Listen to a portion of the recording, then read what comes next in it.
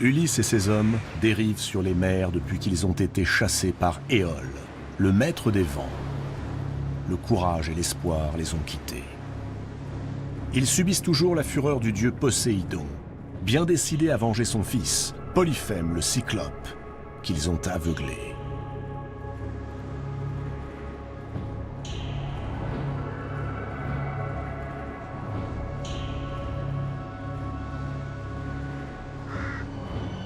Pendant qu'Ulysse subit le courroux des dieux, son trône, à Ithaque, reste désespérément vide.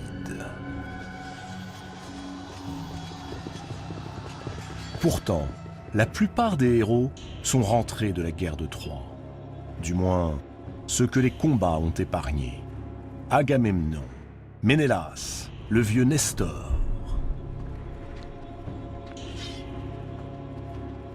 Agamemnon vient d'être assassiné par sa femme, Clytemnestre, et son cousin, Égiste, lors d'un grand banquet, le soir même de son retour.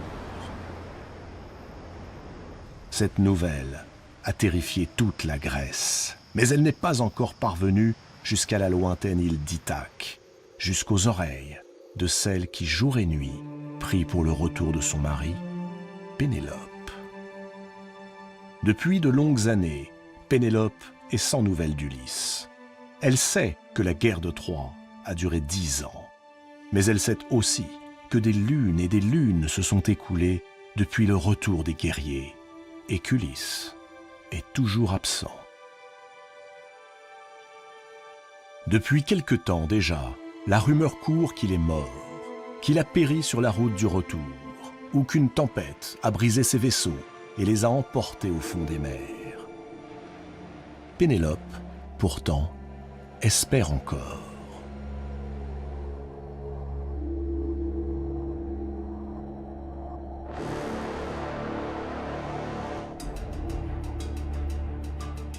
Au point qu'elle tient tête à tous ces jeunes gens qui se sont établis depuis peu au palais et entendent l'épouser.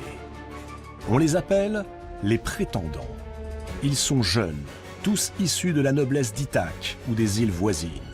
Ce sont les enfants des fidèles sujets d'Ulysse. Ils paradent dans la cour du palais, jouent, dansent, festoient et lancent des paris sur celui qui, un jour, aura les faveurs de Pénélope. Il faut, disent-ils en chœur, que Pénélope se remarie, pour son bien. Mais leurs bons propos cachent de mauvais desseins.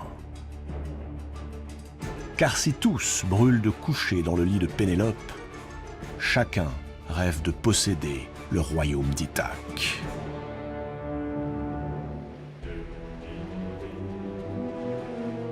Du haut de ses 12 ans, Télémaque l'a bien compris. Le fils qu'Ulysse a laissé à Ithaque dès sa naissance voit chaque jour avec quelle agressive arrogance les prétendants flambent de gras cochons, dépouillent les chèvres, vident les meilleurs vins. Il sait que ces hommes rongent ses biens en attendant qu'un jour leurs épées ruinent son corps. Pour l'heure, il est bien incapable de leur résister.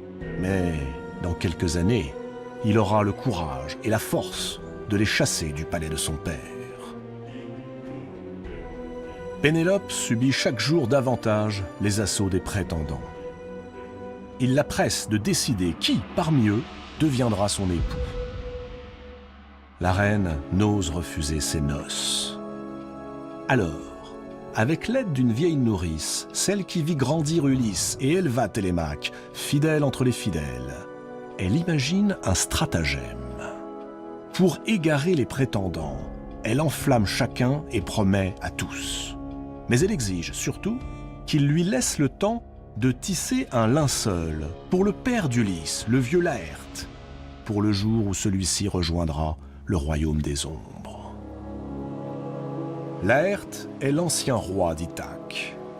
Il y a bien longtemps, las de gouverner, il a cédé son trône à son fils, Ulysse. En son absence, cependant, et à contre-cœur, il a accepté de reprendre les rênes du pouvoir.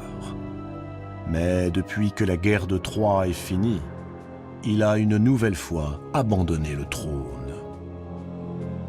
usé par des années d'angoisse et de fatigue, Laërte a perdu tout intérêt pour la vie de palais. Il vit désormais dans une simple hutte. Misérable, loin du monde, il se laisse mourir. Seule Pénélope s'inquiète de son sort, prend soin de lui, qui ne désire qu'une seule chose, rejoindre son fils disparu.